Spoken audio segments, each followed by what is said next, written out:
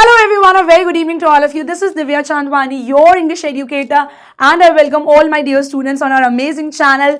जिस वीडियो का आपको इंतजार था, I know आपका इंग्लिश का एग्जाम है on 12th of March and you are stressed out कि मैम मैं टोन ऑफ द पोएट अपने एग्जाम में कैसे आंसर करूं.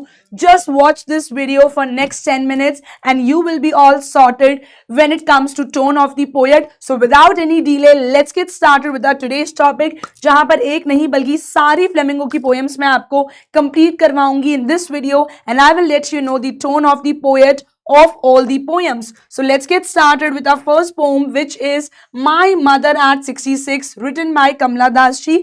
तो साथ ही साथ हम ऑथर्स भी रिवाइज करेंगे. बेटा इसमें कमला दास जी बहुत ज़्यादा सैड हैं बिकॉज उनकी जो मदर है वो उनको ड्रॉप करने जा रही है एयरपोर्ट और वो कैब में देखती हैं कि यार मेरी जो मदर है उनकी बहुत ज़्यादा एज हो गई है. She is 66 and she can die, she might die. तो वो जो खोने का डर है अपनी मम्मी को जो एजिंग होते हुए देखने का जो खौफ है, जो डर है, उसकी वजह से वो बहुत ज़्यादा यहाँ पर परेशान है. So the tone is very sad and at the same time the tone is very reflective also. Now let's understand what is the meaning of reflective. Reflective का मतलब क्या है इसको डिटेल में समझ लेते हैं. So बेटा the tone is sad, reflective and anxious. Anxious यानी कि वो बहुत नर्वस हैं, बहुत घबरा रही हैं कि अपनी मम्मा को खो दूंगी तो कितना दुख होगा, हाउ वुड आई फील, उस चीज़ की बहुत नर्वसनेस है that if she dies what will happen.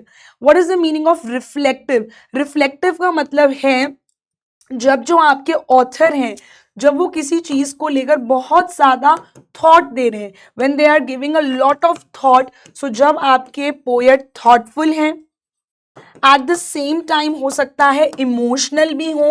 तो यहाँ पर दोनों चीज़ें हो रही हैं. She is very emotional. If she loses her mother what will happen. Eight the same time उनके लिए बहुत ही पर्सनल चीज़ है, ममा से जो अटैचमेंट है that is very personal.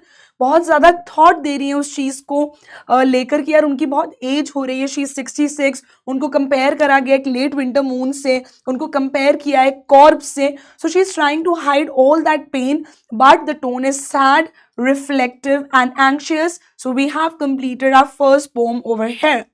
Next is Keeping Quiet, written by none other than Pablo Neruda, जहाँ पर वो continuously बोल रहे हैं let's count from 1 to 12 and let's not talk.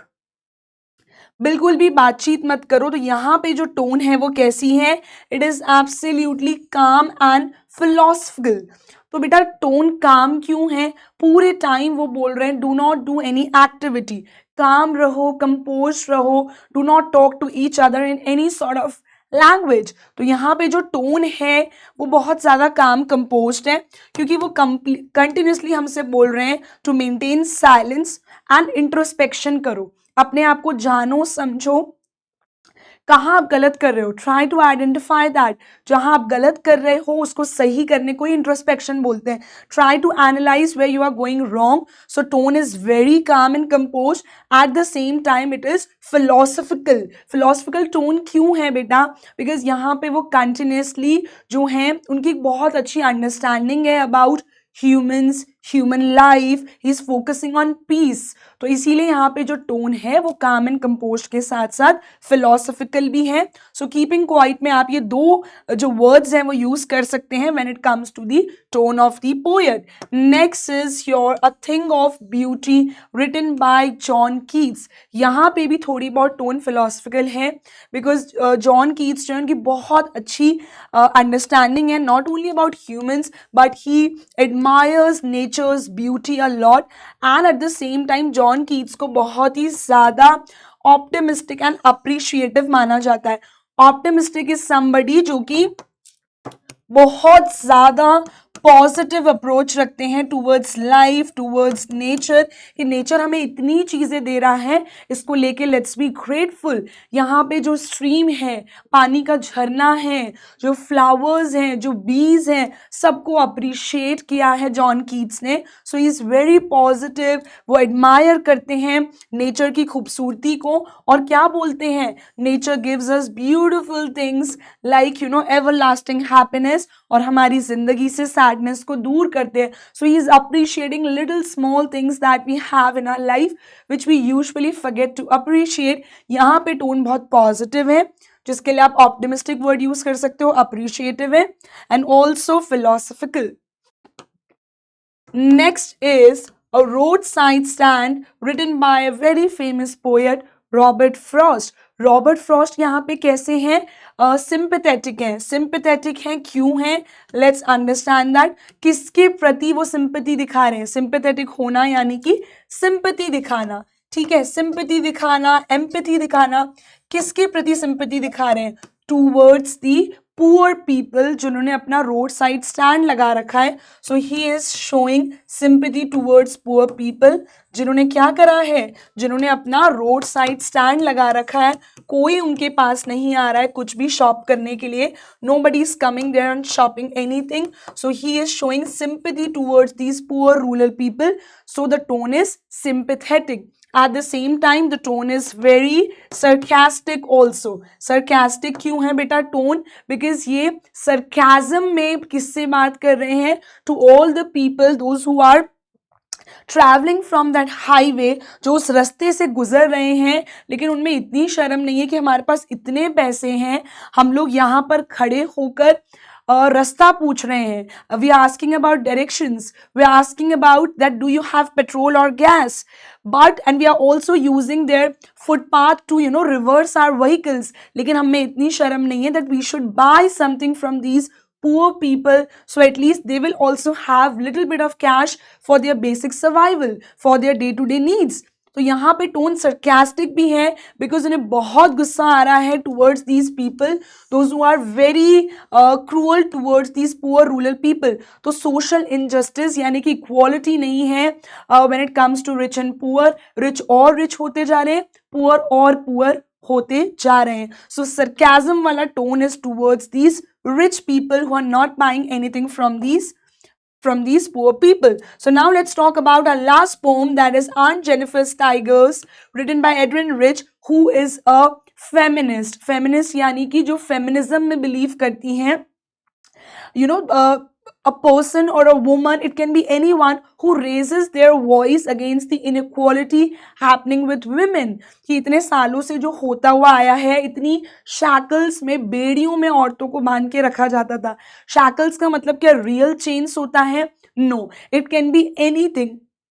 उनको एजुकेशन नहीं दी जाती थी पहले, that you will get married, so what is the point of spending so much money on you, you will go to your husband's house. Yes, she will go to her husband's house, but that is not right to not give her education. ये बोलकर कि यार आपके ऊपर पैसा waste करना, आप पे पैसा लगाना इज यूजलेस. ये तो लैक ऑफ एजुकेशन विमेन में बहुत ज़्यादा पहले देखा जाता था. सो एडन रिच जो है वो बहुत ज़्यादा आवाज़ उठाती हैं इसके प्रति. सो फेमिनिस्ट है कि जो औरतों के साथ गलत हो रहा था, शैकल्स का मतलब बेटा सिर्फ रियल बेड़ियां नहीं होती है, रियल चेन्स नहीं होती हैं कि चेनों में बांध के रखा जा रहा है उनको घर पे. बट अगर किसी को फ्रीडम नहीं मिल रहा है, राइट टू स्पीच नहीं मिल रहा है, राइट टू एजुकेशन नहीं मिल रहा है, right to express their opinion नहीं मिल रहा है, राइट टू फ्रीडम नहीं है, तो ऑफ कोर्स वो भी तो एक तरह की बेड़ियां ही हुई, वो भी तो शैकल्स ही हुई. तो ये सारे वर्ड्स आप चाहो तो इन क्वेश्चंस में यूज कर सकते हो if a long answer type question comes in your exam. So यहाँ पे जो टोन है that is very critical. she is criticizing. किसको क्रिटिसाइज कर रही हैं पोएट? यहाँ पे वो क्रिटिसाइज कर रही हैं मेल डोमिनेंस को, जो इतने सालों से मैरिजेस में देखने को मिला है कि, and it's not just about our country, she is talking about the global level, कि मैरिजेस में मेल डोमिनेंस वो किसको दिया गया? आदमियों के पास डोमिनेंस रहता था. If we talk about earlier times, now a lot of things have of course changed for the betterment. So male dominance को वो criticize कर रही हैं, उसको वो बिल्कुल भी appreciate नहीं कर रही. appreciate का opposite is criticize करना. tone is critical. At the same time, the tone is sympathetic. Sympathetic कब है tone? When she is referring to Aunt Jennifer, तो उनके प्रति उनकी sympathy है that whatever is happening with her is not right, because Aunt Jennifer जो है बहुत ज़्यादा परेशान है because of the oppression faced by oppressor कौन है? oppressor उनके husband है. अत्याचार किसके ऊपर हो रहा है? उनके ऊपर हो रहा है. So oppression faced by the women कर कौन रहे हैं? आदमी, उनके हस्बैंड्स, उनके इन-लॉज वाले कर रहे हैं. So they don't have right to speech, they don't have right to freedom, कि वो खुद से चीज़ें कर सकती हैं, खुद से डिसीजन ले सकती हैं. And there is nobody to share the responsibilities. इन सब चीज़ों से आंट जेनिफर बहुत परेशान है. सो पोएट की सिंपैथेटिक टोन क्यों है? सिंपैथी है towards aunt Jennifer. Critical tone है बिकॉज वो क्रिटिसाइज कर रही हैं मेल डोमिनेटिंग सोसाइटी को, जो औरतों की बिल्कुल नहीं चलने देते थे. एंड अगर आपसे पूछ लिया जाए when the poet Adrienne Rich is talking about the tigers, at that point of time the tone is cheerful because the tigers are prancing, वो आराम से घूम रहे हैं in the forest. They are not at all scared of anyone. So they are very proud of themselves, और वो बड़े आराम से घूम रहे हैं. They don't fear anyone. So at that point of time the tone is cheerful, otherwise the tone is critical and sympathetic. So on this note, my dear students, we have completed all the poems in this video. I know this video was short but at the same time very helpful for you. अगर आपको ये video अच्छा लगा then do let me know in the comment section next video आपको कौन सा चाहिए and what do you feel about this video. आपको helpful लगा तो please do not forget to share this with your friend. Bye bye everyone, all the best for your exam. See you all in our next video. Bye and Jai Hind.